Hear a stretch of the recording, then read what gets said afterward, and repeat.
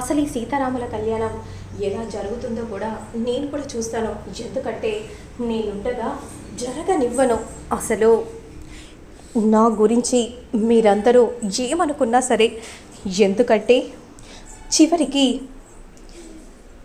మీకు మీరే కొట్టుకునేలా తన్నుకునేలా చేస్తాను కాబట్టి అని చారు ఈ విధంగా అనుకుంటూ చాలా సంతోషపడిపోతూ ఉంటుంది. మీ చేత సీతారాముల కళ్యాణం జరిపించాలని ఈ ఊరి జనాలు అనుకుంటున్నారు. అదే ఊరి జనాలతోనే మిమ్మల్ని మాటలు అనేలా నేను చేస్తాను. మీకు ఇక్కడ పరువు పోయేలా చేస్తాను. పరువు పోయి వెక్కి వెక్కి ఏడ్చేలా నేను చేస్తాను.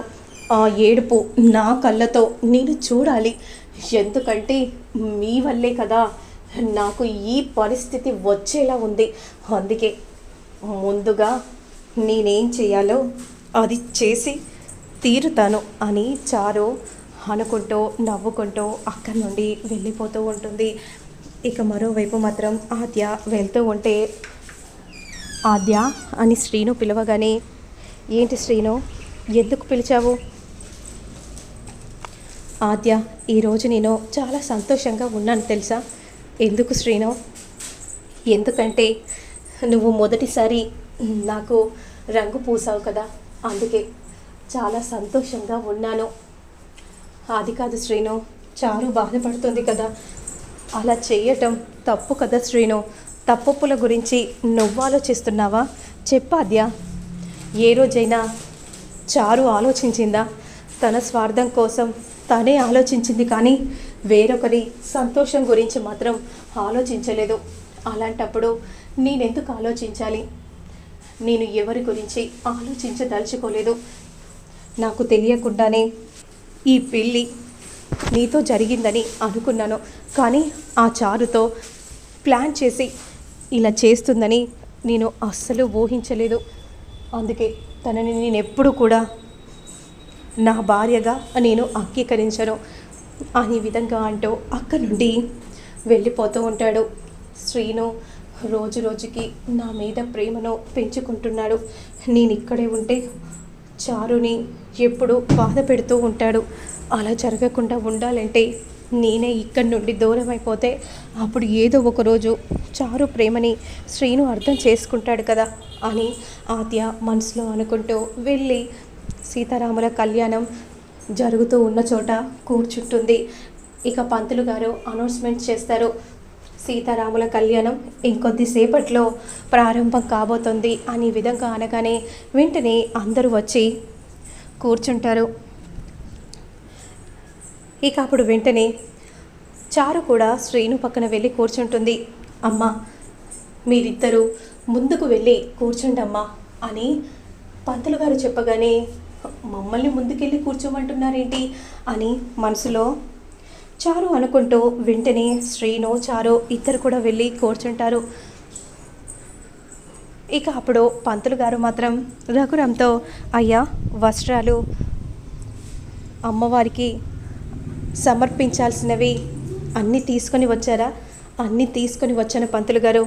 జానకి, ఇవ్వు జానకి అనే విధంగా అనగానే వెంటనే సరే అండి అని అంటూ తాంబాలాన్ని వెంటనే పంతులు గారి చేతిలో జానకి పెడుతుంది. ఇక అదంతా చూసిన చారు చాలా నవ్వుకుంటూ ఉంటుంది. పాపం, అసలు ట్విస్ట్ తెలిస్తే మొదటికే మోసం వస్తుంది. ఆ విషయం మీకు తెలీదు, ఇంకా సేపట్లో తెలియబోతుంది అనే విధంగా అనుకుంటూ చాలా సంబరపడిపోతూ ఉంటుంది చారు. ఇక సీతారాముల కళ్యాణం మొదలవుతుంది.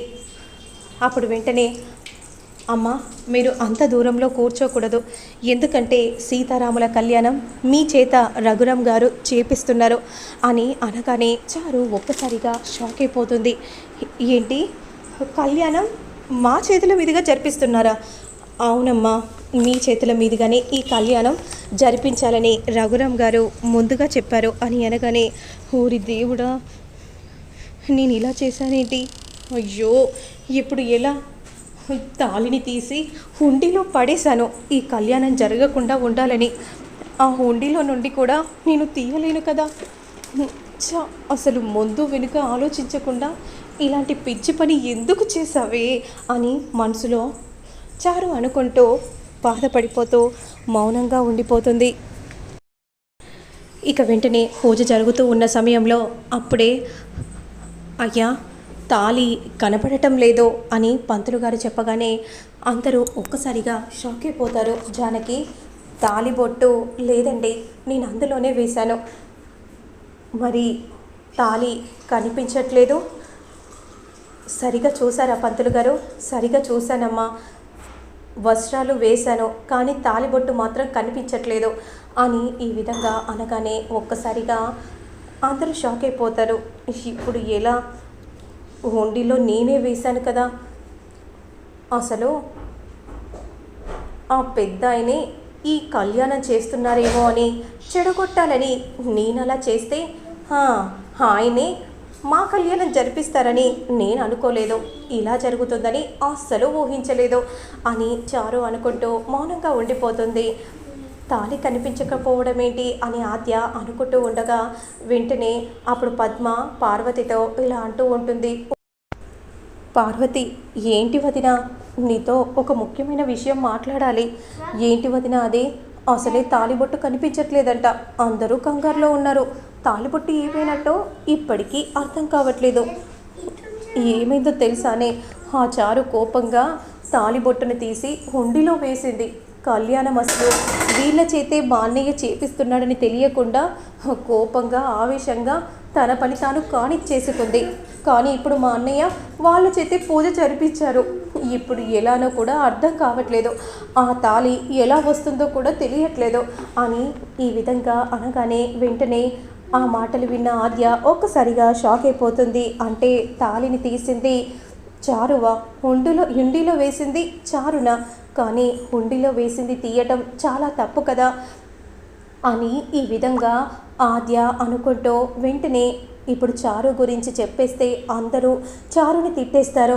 ఇప్పుడు ఏం చేయాలి అనే విధంగా అనుకుంటూ ఉండగా అదే సమయానికి పంతులు గారు మాత్రం, అమ్మ ఇంకో 3 నిమిషాలు మాత్రమే సమయం ఉంది, ఈ 3 నిమిషాల్లో తాళిని ఎలాగైనా సీతమ్మకు సమర్పించాలి, రాముడు సీతమ్మ మెడలో కట్టాలి అని పంతులు గారు చెప్పగానే అలానే అందరూ షాకింగ్గా చూస్తూ ఉంటారు. ఇక అప్పుడే ఆద్య ఇలా అనుకుంటూ ఉంటుంది. 3 నిమిషాల వ్యవధిలో నేను ఏం చేయాలి అనే విధంగా అనుకుంటూ కంగారు పడిపోతూ ఆలోచిస్తూ ఉంటుంది ఆద్య. అప్పుడే అమ్మ ఇక ఇంకో 5 సెకండ్లోగా సమయం ముగిసిపోతోంది అనే విధంగా చెప్పగానే పంతులు గారు ఈ పసుపు తాడితో అమ్మవారికి కట్టించండి అనే విధంగా అంటూ ఆద్య తాళిని తీసుకొని రాగానే అందరూ షాకింగ్గా అలానే చూస్తూ ఉంటారు. అప్పుడు వెంటనే అయ్యా మీరు ఎప్పుడు ప్రతిసారి మీరే ఈ పూజ చేశారు కాబట్టి ఈసారి వాళ్ళ చేత చేయించాలని అనుకున్నారు. ఆ అమ్మవారి ఆ తాళిని మాయం చేసిందేమో, కాబట్టి పద్ధతి ప్రకారం ఈ ఊరి నియమ నిబంధనల ప్రకారం సీతారాముల కళ్యాణం మీరు చేస్తేనే బాగుంటుంది అని నా ఉద్దేశం అని అనగానే సరే పంతులు గారు అనే విధంగా చెప్పగానే వెంటనే జానకి రఘురాం చేతుల మీదుగా తాళిని తీసుకొని రాముడు సీతమ్మ తల్లికి తాళిని కడతాడు.